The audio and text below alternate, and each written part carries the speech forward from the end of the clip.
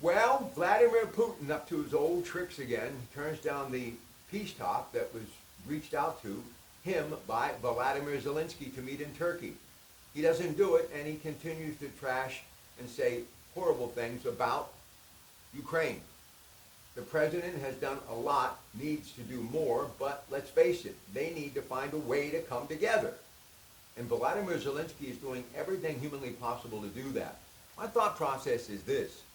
Maybe Vladimir Putin realizes the only way he stays in power is to continue to fight.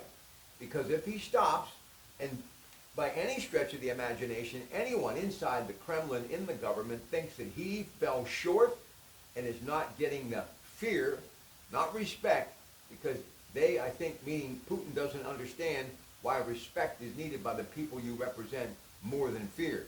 But either way, I think if this war comes to an end, so does the leadership of Vladimir Putin. So maybe that's one of the reasons why he just continues to throw up smoke screens and continues to fight on.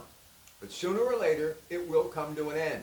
And I also think if he truly wants to remain in power and have an opportunity to lead Russia, he better find his way to a peace table very, very soon.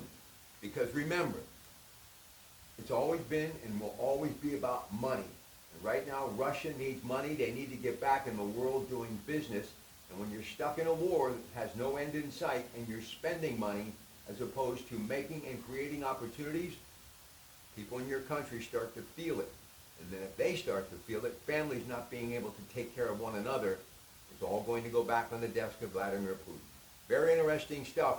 For this story and everything making news, KDKA 100.1 FM AM 1020, along with our colleagues at CBS Radio News. It's your Pratt Pack in the home studio for Thursday.